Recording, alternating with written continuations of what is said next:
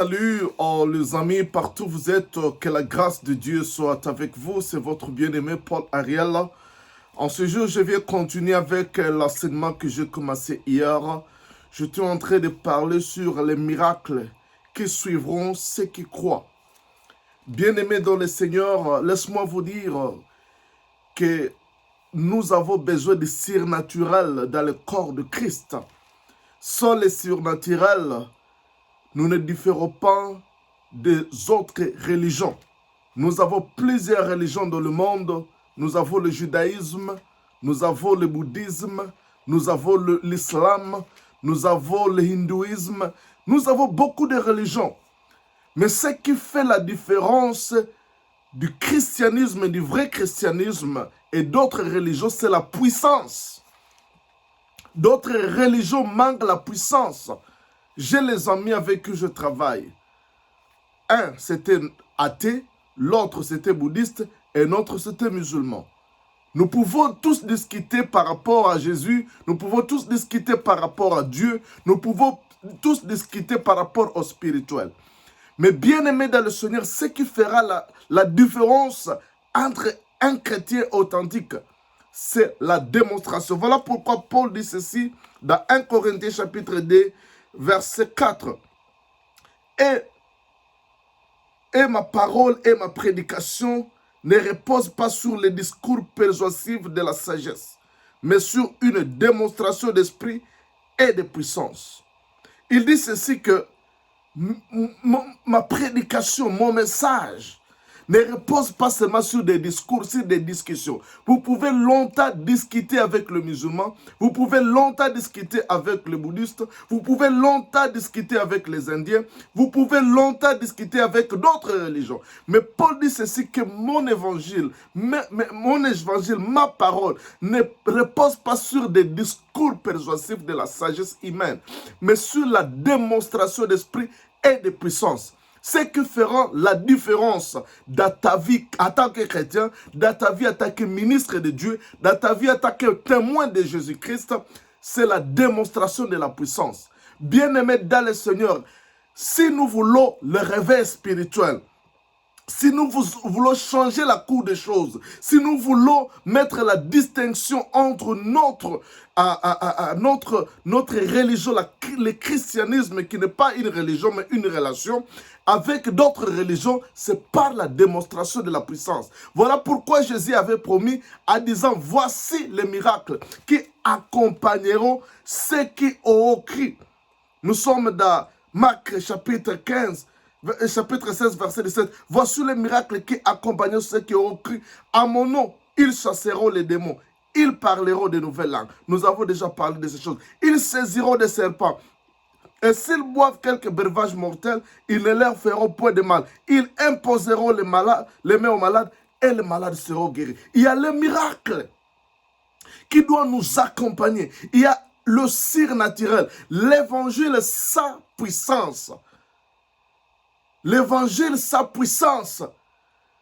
Bien-aimé dans le Seigneur, c'est comme toute autre parole, c'est comme tout autre discours, c'est comme lire le Coran, c'est comme lire les livres de Bouddha, la sagesse de Bouddha. Mais bien-aimé dans le Seigneur, nous avons besoin de la démonstration de la puissance. Le Dieu que nous servons, c'était Dieu vivant. C'était Dieu. Il a dit que vous parlerez de nouvelles langues, vous chasserez les démons. Même si on vous empoisonne, cela ne vous fera pas de mal. Il dit ceci, même que vous imposerez le main aux malades et les malades seront guéris. Bien-aimé, en tant que chrétien, je ne parle pas ici d'abord de prophète, j'en parlerai. Je parlerai de la puissance qui doit accompagner les gens qui ont été appelés et mis à part au ministère pour conduire le peuple de Dieu, pour édifier le peuple de Dieu. Bien-aimé dans le Seigneur, toi en tant que chrétien, ta main, c'est comme une pharmacie. Ta main, c'est comme un hôpital.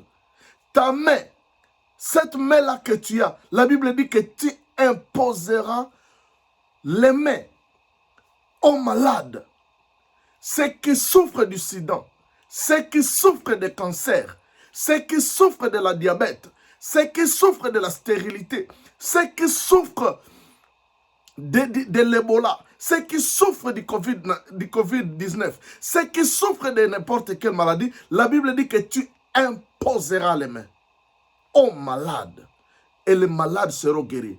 Donc, en mettant seulement ta main sur les malades doit être guéri. Mais tu sais, les problèmes, peut-être tu en as déjà fait cet exercice et le malade n'était pas guéri et tu n'as rien vu à la même minute. Bien aimé, le problème c'est quoi? Ce n'est pas que tu n'as pas la puissance.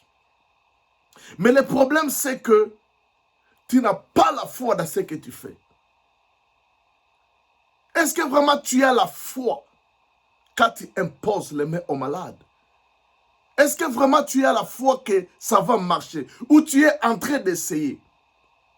Mais bien aimé dans le Seigneur, ce n'est pas que les miracles ne sont pas disponibles. Ce n'est pas que le surnaturel n'est pas disponible. Ce n'est pas même que les gens ne prient pas. En Afrique, les gens prient. Moi, j'allais au Kenya. Nous étions toujours à la montagne de prière avec la multitude de gens.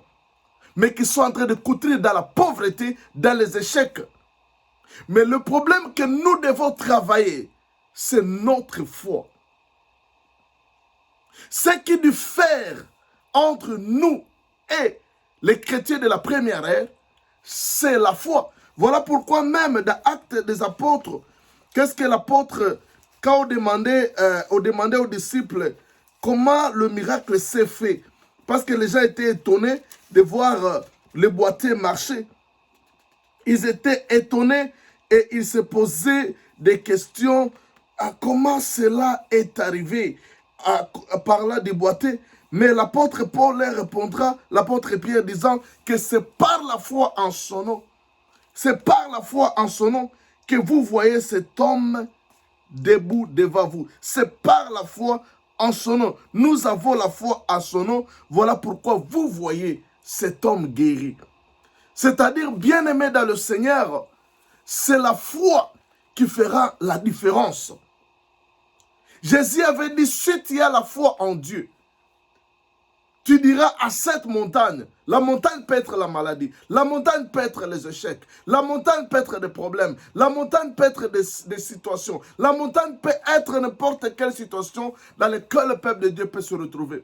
La Bible dit que par la foi à son nom, tu es capable de dire à cette montagne, tu es capable de dire aux circonstances, ôte-toi d'ici et jette-toi dans la mer. Tu es capable de changer les temps, tu es capable de déplacer les montagnes. Jésus a dit, c'est par la foi bien-aimé, en son nom, c'est par la foi en Dieu que tu peux arriver à faire des miracles. Bien-aimé dans le Seigneur, aujourd'hui nous sommes en train de critiquer ceux qui sont en train de démontrer la puissance. Bien-aimé, surtout dans mon pays. Donc, si quelqu'un opère dans le surnaturel, il est l'objet de critiques. J'aime beaucoup parce que mon père, dans le ministère, le prophète Paul Kalume, c'est un prophète. C'est un prophète de paroles, c'est un prophète de dons. Il peut détecter les choses et il peut donner beaucoup de détails. Mon père, notre père pour moi, le père de mon père, donc le prophète Paul Kalume, lui aussi c'est un homme assis dans les Écritures. Et il peut aussi, il a une parole de connaissance aiguë, l'apôtre Samson. C'est-à-dire, je suis de cette génération-là, des gens qui ont la foi, des gens qui peuvent démontrer la puissance